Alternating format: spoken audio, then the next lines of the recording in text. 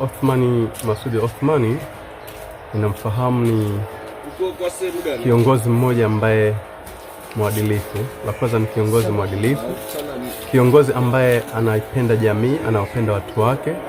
Mheshimiwa Othmani ni mchapakazi. Wazanzibari tulio wengi kwa asilimia kubwa tumejenga matumaini makubwa kwa Mheshimiwa Othman Masoud Othman ambaye ametoa viatu vya Maalim Seif. Viatu vinamfaa, tena vinamfaa kisawa sawa. Kwa kweli huyu mtu ni mtu mzuri sana mpaka dakika hizi na anakidhi haja. Mshauri kwangu mpaka dakika hizi ni kupigania haki ya Zanzibari. Hakuna swala jingine. Assalamu alaikum wa rahmatullahi ta'ala barakatuh, mtazamaji wa Gumzo. Leo tunatimiza miaka 5 tangu Mheshimiwa Othman Masoud Othman kuchukua viatu au kuvaa viatu vikubwa vya mtangulizi wake, kiongozi wa Zanzibari katika pambano ya haki na mamlaka kamili, Maalim Seif Sharif Hamad. Siku kama hii miaka 5 iliyopita Zanzibar ilipata kiongozi mpya kufuatia msiba ambao ulitokezea wiki mbili kabla ya hapo, ambao ulizusha maswali mengi. Je, nani ambaye ataendelea kuibeba bendera ya Maalim Seif? Nani ambaye ataendelea kuyasimamia yale ambayo Maalim Seif alianzisha? Nani ambaye atafaa kuwa kiongozi wa watu ambao wanaamini katika ajenda ambayo Maalim Seif aliamini, ajenda ya Zanzibar? Katikati ya hayo akatokezea mtu ambaye aliteuliwa na wenzake, alichaguliwa na wenzake kuwa kiongozi baada ya Maalim Seif, Othman Masoud Othman, kuchukua nafasi ya makamu wa kwanza wa rais katika serikali ya Zanzibar na baadaye mwenyekiti wa chama cha ACT Wazalendo ngazi ya taifa. Leo tunazungumza naye kuangalia safari ya miaka 5, kuangalia misimamo yake, kuangalia safari yenyewe ilivyokuwa ngumu na wepesi wake, mafunzo yaliyomo ndani yake na pia dira yake kuelekea miaka mingine 5 au zaidi ijayo. Karibu sana Mheshimiwa Othman kwenye Gumzo hili leo maalum kwa ajili ya kuadhimisha miaka 5 tangu tumekubebesha dhamana ya mapambano ya Wazanzibari. Nakushukuru sana Sheikh Mohamed, na nashukuru pia kwamba tumepata fursa hii ya kutafakari safari hii ilivyokuwa. Na ni jambo jema kwamba tutapata kuzungumza na wenzetu wote kuhusiana na jambo hili. Nakushukuru sana. Asante sana kabisa. Labda swali la mwanzo kabisa ambalo Mheshimiwa Othman hapa kwenye Gumzo tungependa kulijua ni kwamba miaka hii 5 tangu kuvaa viatu hivi vikubwa, tunaposema viatu vikubwa vya Maalim Seif Sharif Hamad, unadhani ni jambo gani moja kuu ambalo Maalim Seif angelipenda uliendeleze, na unajihisije kuhusu hatua ambayo umefikia katika jambo hilo mpaka hivi sasa? Asante sana. Mimi nadhani kama kuna jambo ambalo naamini na naliona, naliwaza na naliweka mbele siku zote, ni hamu ya Maalim Seif kutaka kwamba Zanzibar ifike pahala iwepo pale inapostahiki, kwa maana ya kwamba ikiwa na mamlaka yake kama nchi ya kuendesha shughuli zake ili kufika inapotaka, lakini na pia kutokana na mapito ambayo imepita, basi ni kuwa na Zanzibar ambayo watu wameungana kuwa kitu kimoja, kwa sababu kwa historia yao, ukiachia siasa zilizoingia, basi Wazanzibari ni wamoja. Kwa hivyo mimi siku zote naliweka mbele hilo la kwamba hamu ya kuwa na mamlaka ya nchi hii kufika pahala ikarudi tena katika nafasi ambayo ilikuwa nayo ya kuwa na mamlaka yake ya kuendesha shughuli zake, lakini ikiendesha shughuli zake ikiwa na tija kwa Wazanzibari wote ambao wanahusika, Wazanzibari wakiwa kitu kimoja, wakiwa wamoja, wakikumbuka kwamba wao ni wamoja. Kama ni kutafautiana, wametofautiana katika misimamo yao juu ya nchi yao. Hilo ni jambo ambalo mimi kwa hakika siku zote naliweka mbele, naliona, nalitanguliza, na ndio linalolisukuma kuchukua hatua ambazo nachukua. Umelitanguliza hili Mheshimiwa Othman la kuona Wazanzibari wakiwa wamoja, kitu kimoja katika kuendeleza mapambano na kudai haki zao na kuifanya Zanzibar isimame. Unadhani kwamba miaka hii 5 kipi ambacho kimefanikiwa katika kipengele hiki mahsusi kabisa cha umoja wa Zanzibar na maridhiano yao? Mimi nashukuru kwamba tulikuwa na msingi wa jambo hili, na juhudi zetu kubwa katika kipindi hichi na za kwangu binafsi ni kuhakikisha kwamba hilo tunaliendeleza, kwa maana ya kuwaelimisha Wazanzibari, kwa maana ya kuwafanya Wazanzibari wafahamu kwamba umuhimu wa jambo hili na msingi wake vile vile. Mimi kwa hakika na faraja kubwa sana kwamba kazi hii tumeifanya vizuri sana, na baada ya uchaguzi sauti nyingi zimekuja zikitupongeza kwa kuchukua hatua ya kuwafunua macho wa Zanzibari.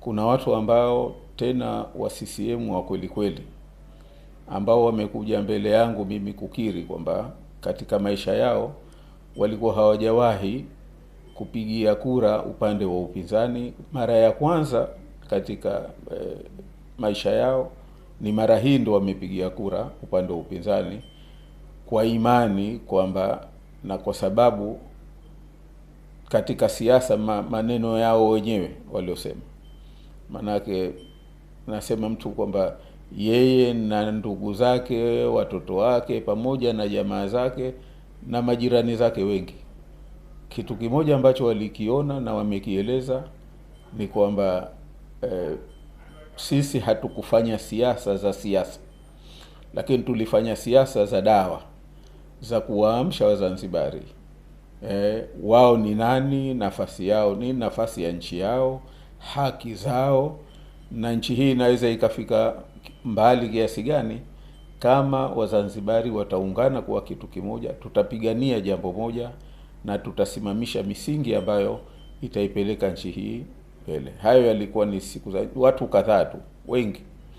Hata jana niseme mimi nimepata mtu ambaye mmoja alikuja na salamu hizo hizo za kiasi gani amefikwa na watu mbalimbali ambao hawakuwa watu wa upinzani tokea huko nakotoka, lakini mara hii wamemuomba aje kuniomba kwamba hizi juhudi tuziendeleze, tusiziache njiani, wala tusizisusie, wala tusivunjwe moyo na haya yaliyotokea, kwa sababu tumefanya kazi kubwa ya kuwarudisha Wazanzibari, wale waliokuwa wamevunjika moyo kurudi kwenye mstari, na wale ambao walikuwa hawajaamka basi kwamba wameamka. Na huu ni ushuhuda wa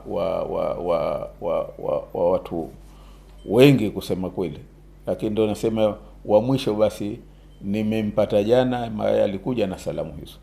Kwa hivyo mimi kwa hakika nina faraja kubwa sana na imani kwamba tumefanya kazi hiyo vizuri, na naamini kwamba tunapata msingi wa kuiendeleza kazi hiyo, kwa sababu tayari tulishafanya kazi nzuri katika eneo hili. Naam. Mara kadhaa unaonekana kwamba una msimamo wengine wanaoita mkali kuhusu katiba na muundo pia wa muungano, na hata ukiwa ndani ya serikali kama makamu wa kwanza wa rais. Kwa hakika hata kabla ya hapo ulipokuwa mwanasheria mkuu wa serikali ya Zanzibar. Mtu anajiuliza unapata wapi ujasiri huu wa kupinga mfumo ambao umo ndani yake, ambao wewe ni sehemu yake? Mimi nadhani si kupinga. Watu nadhani tunapopishana ni pale watu wanapotumia neno kuupinga. Mimi sijawahi kuupinga, lakini ni kutaka kuuboresha, yani kuufanya uwe mzuri zaidi. Na huwezi kuufanya mzuri zaidi kama hujawapa watu hoja za kwa nini tulionao unaweza ukawa bora na ukaweza kutumika zaidi.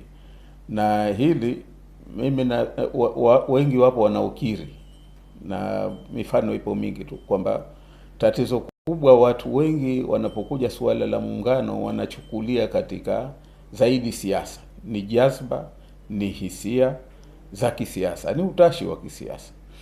Wengine hata wanaofahamu wanatumia njia hiyo hiyo, lakini ukiwafahamisha hoja, mimi ninachosema ni kwamba hata kama dhamira ilikuwepo ya kuwa muungano, lakini kuna mambo ambayo ni kasoro za msingi, na kasoro hizi za msingi unaziona hasa kwamba kwa namna zilivyo, huna namna ya kurekebisha mfumo huu ukaweza kufanya kazi, huna namna ya kufanya mfumo huu ukaweza kufanya kazi. Na ndio maana kila mtu analalamika, hata hao wanaoamini katika mfumo huu, bado ukikaa nao pembeni, bado wote, mimi sijawahi kumuona kiongozi hata mmoja ambaye halalamiki mfumo huu kwa namna moja au nyingine, tena kuanzia rais mpaka mtu wa kawaida ambaye anatumikia mfumo huu. Sijawahi mimi, marais wote niliowahi kufanya kazi nao, wote walikuwa na mambo ambayo wanalalamikia kwenye mfumo huu. Sasa si suala la kwamba shida wakati mwingine wanalalamikia, wanachokosa pengine ni kujua tatizo liko wapi. Na mimi ndio maana siku zote nimekuwa nimejikita katika si jazba, si utashi, lakini kufahamisha kasoro zetu za msingi ziko wapi. Nilianza siku nyingi, miaka tuseme 10-20 iliyopita, 2005 niliwahi kuandika makala na nikaiwasilisha mbele ya mkutano wa chama cha wanasheria kuhusu masuala yasiyo na majibu katika muungano, na hakuna hata mmoja katika masuala yale tulioyaonesha aliokuja na majibu. Sasa huwezi kuwa na mfumo wa kikatiba ambao hauna majibu. Tena hauna majibu. Ukimuuliza rais hana jibu, ukimuuliza mwanasheria mkuu wa serikali hana jibu. Lakini hata ukiuliza mahakama ya rufaa ya Tanzania katika kesi ya Maalim Seif Sharif Hamad ile ya 92, na pia katika kesi ya Machano na wenzake 18 maarufu kesi ya uhaini, mara zote mbili imeainisha kuna kasoro katika mfumo wa muungano wa kikatiba, zinabidi zirekebishwe. Kwa hivyo kwa hakika watu wanaosema nimekuwa labda naupiga ama nadhani ni kutokufahamu kile ambacho nasimama nacho. Mimi nasimama hilo. Pengine tofauti yangu na wengine ni kwamba mimi sina maslahi wala utashi wa kisiasa. Mimi siku zote nimekuwa mtu wa kusimama katika upande niseme wa taaluma na ukweli, kwamba tuna kasoro hii, whether mfumo huu unaupenda wewe unautetea, lakini kuna kasoro hizi na ambazo sijawahi kupata majibu. Nadhani hiyo ndio tofauti yetu. Tofauti kubwa ni kwamba mimi sijawahi kuwa na utashi wala maslahi binafsi katika hili. Wengine wanashindwa kutetea ama kwa oga, kwa sababu wana utashi wao binafsi. Pengine mtu anaogopa atapoteza nafasi, mwingine anaogopa hatoeleweka. Lakini mimi akiwa hatonielewa mtu, atakuwa hakunielewa. Lakini sijawahi kuwa na woga wa kupoteza nafasi kwa sababu ya kutetea kitu ambacho ninakiamini kama hili ambalo ni la manufaa makubwa katika nchi yetu. Na wote ambao nimekutana nao, wataalamu na wasiokuwa wataalamu, ukiwaeleza hizi hoja wanaona hoja zake, na wengine wanakubali kama kweli hapa tuna tatizo. Naam, vyema ilivyolieka watu wengi, kwa sababu wanakumbuka Mheshimiwa Othman ulipokuwa mwanasheria mkuu wa serikali, ule msimamo wako ulioonyesha, na wengine wakaona kwamba ni msimamo ambao una khalifu msimamo wa kawaida wa kiserikali ambayo unaitumikia. Sasa hizi wewe ni mwanasiasa, ni mtumishi wa umma katika ngazi ya kisiasa, na bila shaka tofauti kubwa sana baina ya kuwa mtumishi wa umma na kuwa mwanasiasa ambayo nafasi ambayo umeirithi au ambayo unaitumikia hakika hivi sasa katika kiwango chingine. Ile falsafa ambayo umetoka nayo kwenye wanasheria ya kwamba kwanza ni taaluma yangu, kwanza ni msimamo wangu, baadaye cheo, si kitu ambacho kina nafasi kubwa sana katika masala ya msimamo na taaluma yangu. Unaweza vipi kuiwekea mizania kwenye siasa, ambako cheo katika siasa, madaraka kwenye siasa, jambo muhimu sana? Nashukuru sana kwamba nilipoingia kwenye kazi hii ni kufahamu kwamba kwenye utumishi wa umma kuna misingi yake. Kuna misingi yake ya kufanya kazi, ambayo ni kanuni, sheria ziliopo, miongozo, amri ziliopo na maelekezo yaliopo. Lakini katika siasa Kuna pia miongozo, lakini miongozo yake inachotofautiana ni kwamba huku inabidi ufahamu kwanza chama chenyewe dira yake ikoje, na baadaye katika kutafsiri hii dira kunakuwa na misimamo na mitazamo mbalimbali ya watu binafsi, lakini ya makundi mbalimbali, kwa sababu siasa moja katika jambo lake la msingi ni makundi. Kwa hivyo ni kujua kuzitafsiri hisia za makundi mbalimbali na hisia za watu mbalimbali ambao wana uwezo wa ushawishi, kwa sababu kwenye siasa hilo ni jambo muhimu sana, kwamba nani ana uwezo wa ushawishi na nguvu yake na hoja zake na mtazamo wake, na haya makundi mbalimbali ambayo yapo katika siasa. Kwa hivyo huku mimi naona kwanza ninachoshukuru sana kwamba katika yale mambo ambayo nilikuwa nayaamini kitaaluma, na huku kwenye chama changu niliko sasa hivi ACT Wazalendo, ni takriban tunaoana au tunakubaliana kwa 99%.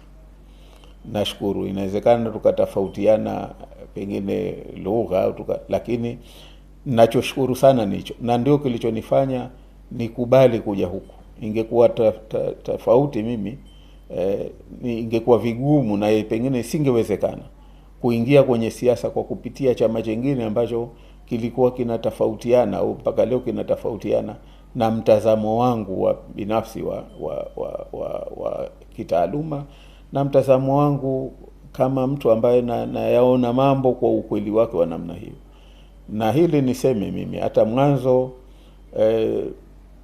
2020 kuna upande mwingine nao waliwahi kuna mtu alikuja kuniambia kama naweza kufanya kazi nao katika serikali. Nikamwambia mimi bahati mbaya nina tofauti ambazo sizioni tutapatanishwa vipi na Chama cha Mapinduzi katika baadhi ya mambo ambayo ni ya msingi.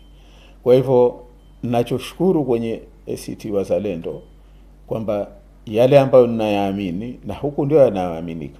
Kwa hivyo tunachofanya sasa hivi ni kuyaona namna gani tunayaendea kwa utaratibu ambao tunakubaliana kichama.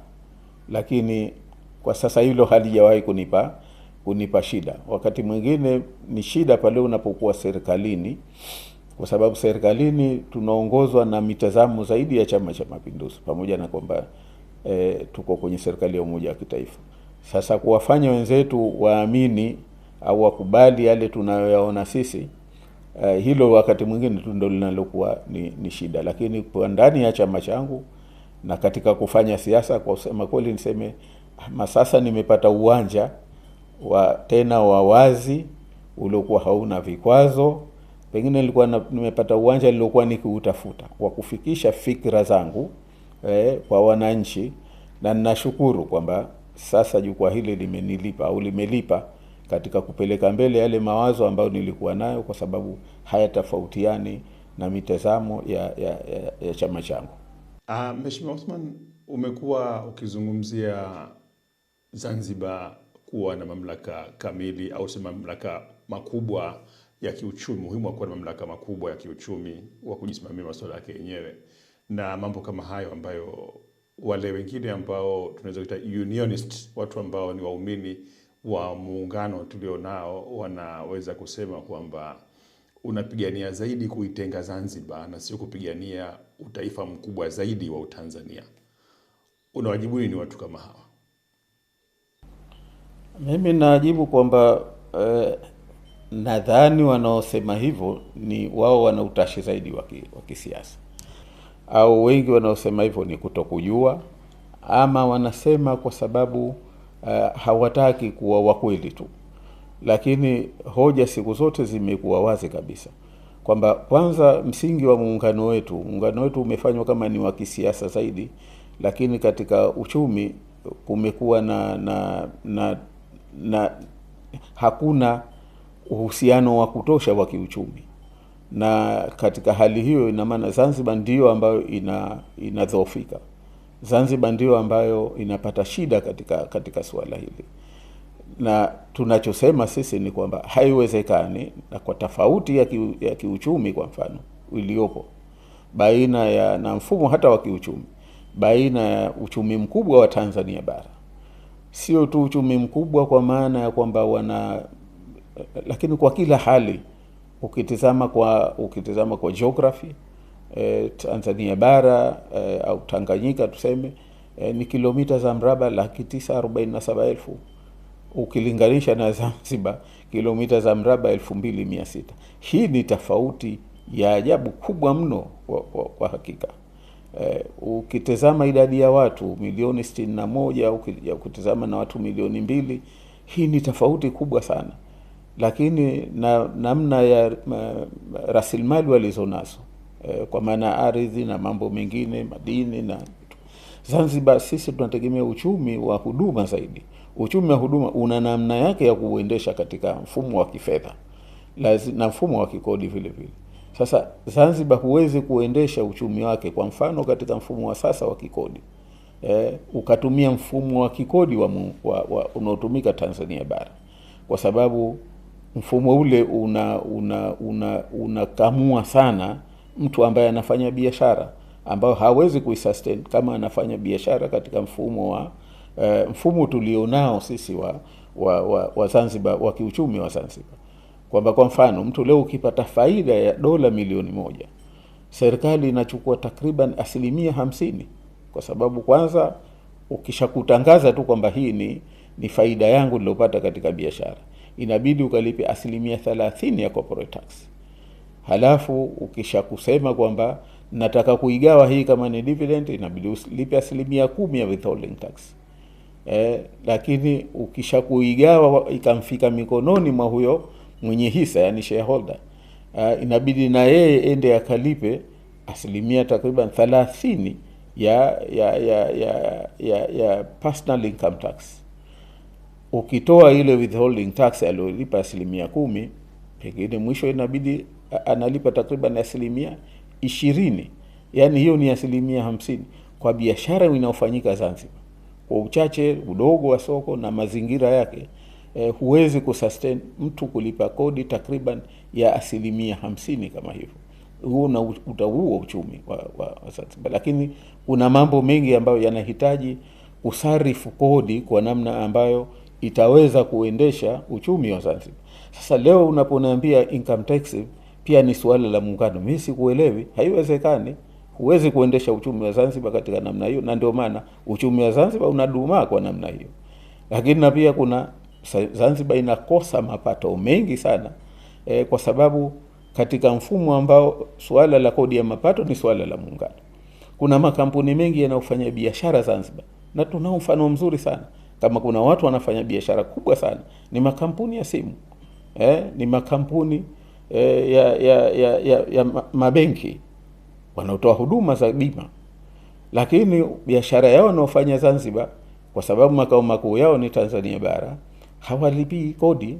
Kwa hivyo Zanzibar, uchumi wa Zanzibar haufaidiki na biashara ya simu, haufaidiki na biashara ya benki, haufaidiki wakati mwingine na kodi inayopaswa kulipwa na wafanyakazi wao wanaotoa huduma Zanzibar, kwa maana ya pay.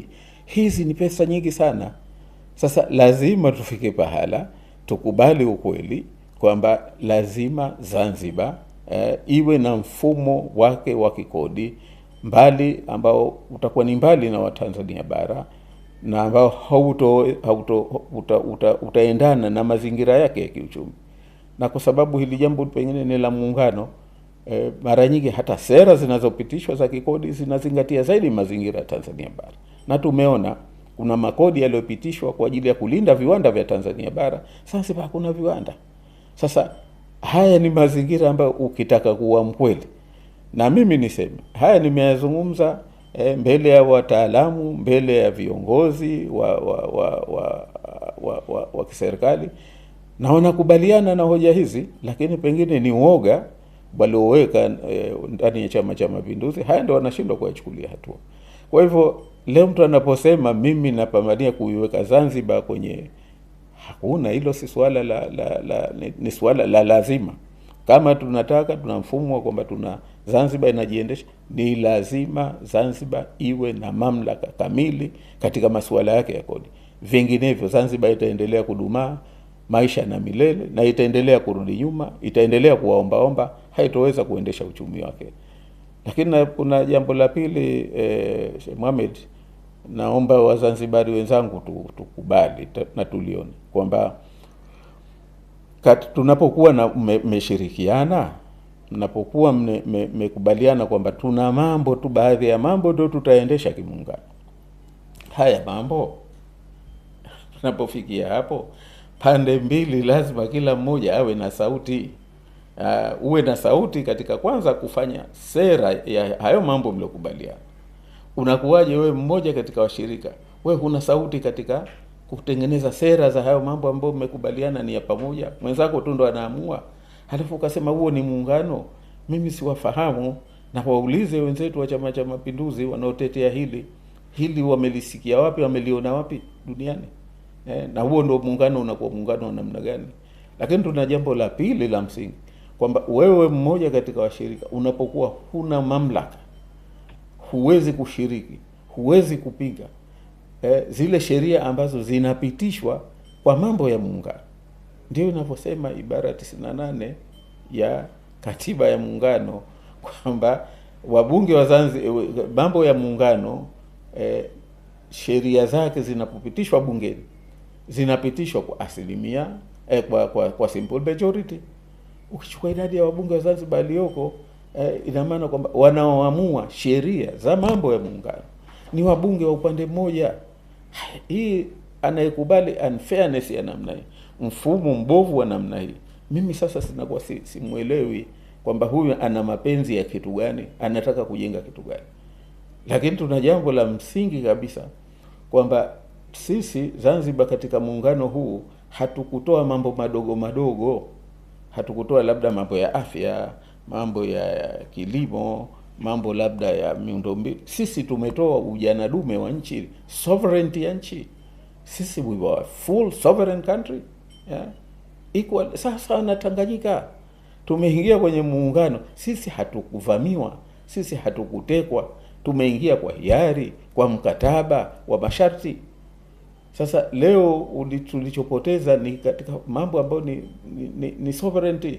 Mengine tumepoteza seigniorage right kwenye mfano mambo ya fedha. Sasa leo unapokuwa wewe huna mamlaka ya kumchagua huyu ambaye anakwenda kuyasemea mambo haya, kwa mfano rais, tutazame uchaguzi wa rais wa muungano. Uchaguzi wa rais wa muungano manake anashinda kwa simple majority. Unapokuwa na wapiga kura 700,000 wa Zanzibar, kwa mfano uchaguzi ule uliopita, na wapiga kura 31 milioni, mimi niambie huyu mgombea wa Chama cha Mapinduzi wa urais wa muungano anakuja kupiga kampeni Zanzibar, anakuja kutafuta nini? Hizi kura 700,000 zote zikimkata, Wazanzibari wote wakimkata, yeye atakuwa rais. Sasa huo ni muungano gani? Wewe umetoa sovereignty yako, lakini uliempa huna uwezo wa kumweka, huna uwezo wa kumuondoa, huna uwezo wa kumwajibisha, huna uwezo wa kumuuliza lolote. Yaani ni kama vile umekwenda kuchukua, umeuza kile kitu. Sisi hatujauza sovereignty yetu, tumeitoa, tumekubaliana tuiendeshe kwa pamoja. Kwa nini tunafika pahala hatuna mamlaka hatuna sauti katika jambo hilo, na sisi tunaridhika? Hii lazima tukubali kwamba kuna element ya unafiki wa kiasi kikubwa kwa baadhi ya watu wanaotetea mambo haya, ni kwa maslahi yao. Lakini hizi hoja ziko wazi, chini kitu hakiwezi kukubalika. Ndio maana mimi nasema wanaosema eti unapambania Zanzibar kuitenga, tunaitenga katika haki zake, unaitenga katika kutetea jambo ambalo ndio msingi wa huo muungano wenyewe. Mimi ndio nasema si vizuri labda wenye hoja hii waje na hoja, na mimi nakaribisha tufanye sasa mjadala wazi, waseme hoja zao, niseme za kwangu, wananchi waamue. Naam, turudi sasa katika miaka mitano hii ambayo tunaizungumzia tangu umeingia katika wadhifa wa makamu wa kwanza rais, ukiwa hizi makamu wa kwanza rais mstaafu. Sasa hizi ukiwa mwenyekiti wa chama cha ACT Wazalendo Taifa, uliingia ukiwa kama kichama, ukiwa kama mwanachama, baadaye kama mjumbe wa kamati kuu, tena makamu mwenyekiti, saizi mwenyekiti wa taifa. Unapojiangalia makuzi yako binafsi ya kisiasa, ambayo eneo ambalo kama tunavyosema wengi hawakujua kwamba umo ndani yake kabla ya hujaingia rasmi, na mpaka hasa miaka hii mitano, unajiona vipi? Umekuwaje kisiasa? Nashukuru sana kwa kweli, ni makuzi ya haraka lakini ni makuzi ambayo ndani yake nimepitia mengi ambayo yameniimarisha zaidi kwa hakika, na amenifanya nisijutie kwanza uamuzi huu, lakini amenifanya sasa hivi nifurahie kufanya kazi hii kwa sababu mbalimbali. Kwanza, miaka hii mitano yamenionyesha siasa ni kitu gani, maisha ya siasa ni nini, ukweli wake, shida zake, wapi unatakiwa ujibane, wapi ujitanue, wapi uwe pa kunyamaza, wapi pa kusema, wapi tu pa kukubali yani mambo yaende, mkubaliane. Yani kuna pahala ambapo unahitaji engagement, kuna pahala ambapo unahitaji kula low profile, kuna pahala ambapo unahitaji kuwa withdrawn, kuna mambo mengi ambayo nimepata kujifunza kutokana mambo mengi tuliopitia. Tumepitia kwa mfano uchaguzi wa makamu mwenyekiti wakati ule. Kuna mengi niliojifunza kwa sababu ilibidi lazima uweze kuwatafuta na kuwajua nani ambao wana sauti katika makundi mbalimbali, kuyajua hayo makundi mbalimbali, kuwajua watu binafsi vile vile. Lakini tumekuja tukapita mtihani wa uchaguzi wa mwenyekiti. Unajua tulipita na kishindo chake, tulipita na yaliyokuwepo kwa sababu tulikuwa tunagombania na mtu mzito sana katika chama chetu na katika siasa kusema kweli, na kuna nguvu ambazo nyingine zikitoka nje ya chama pia nazo zikitumika, lakini kuna makundi ndani ya chama ambao wengine walikuwa hatuelewi nini madhumuni yetu. Kwa hivyo hii ilihitaji kusema kweli, ilihitaji kazi kubwa ya kisiasa, na ilihitaji mahala mwingine ambapo hata hujafahamu basi ujifunze na uweze mpaka tumepitia yale.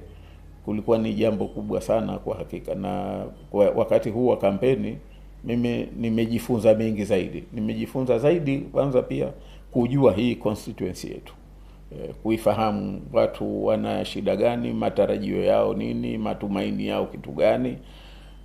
Kwa hivyo mimi leo nimekuwa mtu tofauti sana. Yani nilivyokuwa miaka mitano niseme nilikuwa ni kama ule mche wa kwenye nasari, lakini leo unaweza kama ni mnazi unaweza ukavuna kole hata 10 na bado zikawemo.